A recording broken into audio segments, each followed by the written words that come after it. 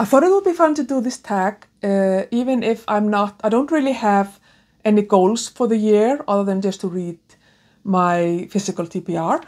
And so I don't know, like, there are some questions that have to do with goals, but I think it's still fun to look back and kind of take stock. And I know that there's another like quarter year reflection tag going around as well, which I think is also a lot of fun. But I decided to go ahead and just do this one because it sounded like too much hard work to do the reflection part.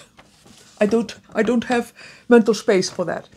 So there are 9 prompts to this tag, and let's just get right into it.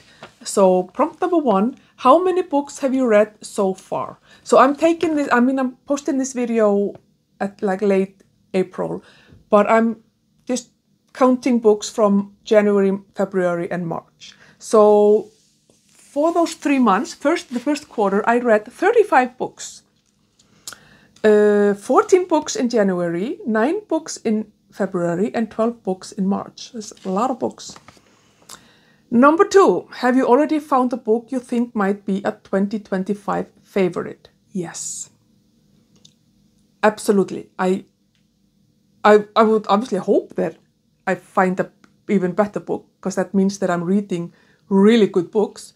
But North and South by Elizabeth Gaskell has become my favorite book, I think, ever. It's wonderful. Another favorite book that I've read that wasn't quite 5 stars, well, it is a 5-star, and that would be Anna Karenina. That one has also had fantastic impact on me. Because I'm filming this in like mid-April, I finished it. I finished it in April technically, but I started reading it in March. But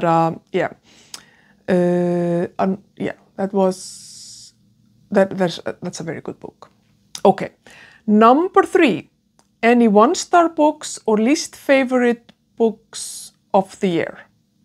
No 1-star, no 2-star, a couple of 3 stars, but there was nothing horrible. I did DNF a book, but it wasn't because it's a bad book or like I didn't like it. I felt it wasn't the right time for me to read it. So it's just like a soft DNF. But my least favorite book that I read in the first quarter was probably The Man in the Brown Suit by Agatha Christie. It's still an okay book, but it's like, it was a reread for me and probably don't need to read it for the 3rd time. So yeah, that would probably have been my least favorite book. But I've been reading really good books. And I think that because I've been just kind of reading within my comfort zone for sure, and I know what I like. So it's been very easy to be reading good books because all of the books that I own, like on my physical TBR, are books that I would be very surprised if there are going to be any 1 or 2 stars among them, but obviously you never know. So 4, most read genre so far. I think it must be mystery, like Agatha Christie. And I read a couple of other mysteries as well. And then classics. I'm just absolutely loving classics at the moment. Number 5, a book that surprised you. I would say Moll Flanders by Daniel Defoe. It was not what I thought, and I was really afraid when I started to read it that I wouldn't like it. But I really did enjoy it very much. It was just a kind of a silly, farcical story that was just fun, and I really enjoyed it. So that was it was definitely not the gloomy book that I thought it would be. So yeah, Moll Flanders, it's a really good book. I would definitely recommend that. 6 book that came out that came out or will come. No, that came out. 6 book. 6 book that's come out in 2025. Oh my God, I cannot read this. This is like the 3rd attempt.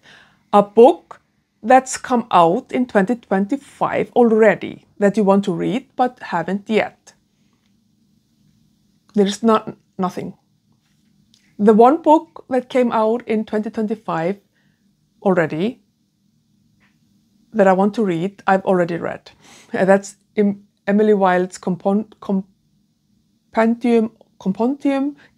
of Lost Tales by Heather Fawcett, the last book in the Emily Wilde trilogy.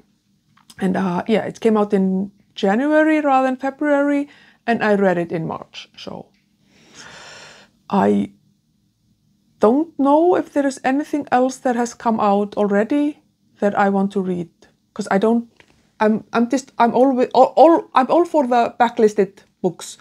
I don't really follow new releases for no specific reason other than I just have a lot of classics I want to read. Number 7, one goal you made that you're succeeding at. So, like I said, I didn't make any goals for this year. I mean, I do have like a 2025 book list of books, but I'm not taking it super seriously. I've read some books on there already, but other books I haven't. And